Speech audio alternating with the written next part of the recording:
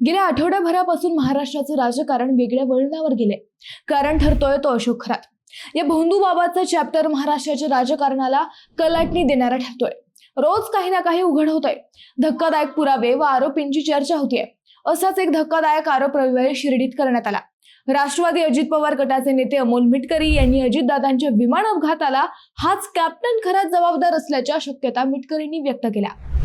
खरातच्या अघोरी कृत्याचा अजितदादांच्या मृत्यूमागे काही संबंध आहे का याच्या शक्यतांचा तपास व्हावा अशी मागणी मिटकरींनी केली आहे। हा आरोप अत्यंत धक्कादायक होता।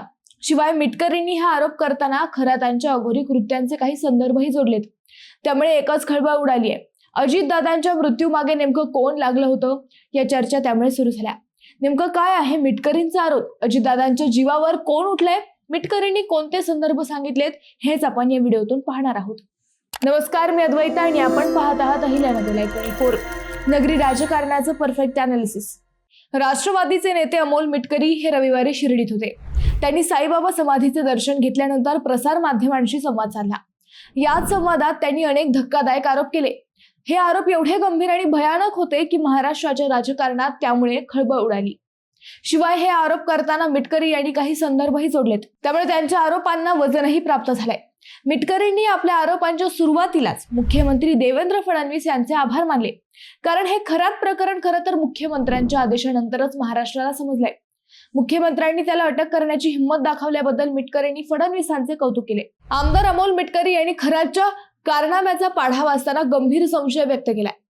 मिटकरी म्हणाले, गेल्या 2 दिवसांपासून अशोक खरातचे कारनामे समोर येत आहेत। मुख्यमंत्र्यांनी पुढाकार घेऊन प्रकरण पुढे आणले त्याबद्दल त्यांचे अभिनंदन।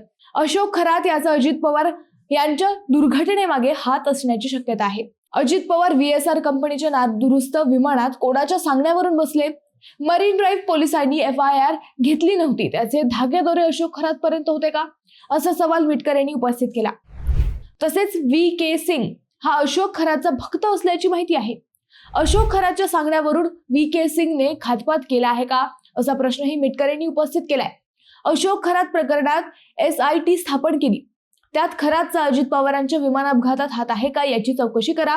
या खरातचे, त्याच्या पुजाऱ्यांचे, कर्मचाऱ्यांचे, VSRच्या कर्मचाऱ्यांचे 2 सप्टेंबर ते 31 जानेवारी पर्यंतचे फोन CDR तपासावेत।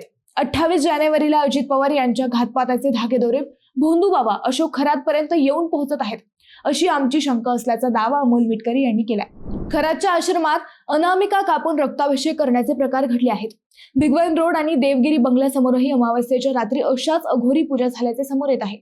या सर्व घटनाक्रमाचा विचार करता अजितदादांच्या विमान दुर्घटनेमागे या अघोरी शक्तींचा किंवा जाणीवपूर्वक केलेल्या कृत्यांचा हात असण्याची शक्यता नाकारता येत नाही, असे मिटकरी यांनी ठामपणे मांडले। 23 मार्चला विधान परिषदेत या विषयावर सखोल चर्चा व्हावी अशी आग्रही मागणी मिटकरी यांनी सभापतींकडे केली आहे। खरात प्रकरणामुळे विमान दुर्घटनेचा मुख्य मुद्दा बाजूला पडता कामा नये। या दोन्ही प्रकरणांचा एकमेकांशी काही संबंध आहे का हे शोधण्यासाठी मी स्वतः मुख्यमंत्र्यांची भेट घेणार आहे, असा निर्धारही मिटकरींनी व्यक्त केला।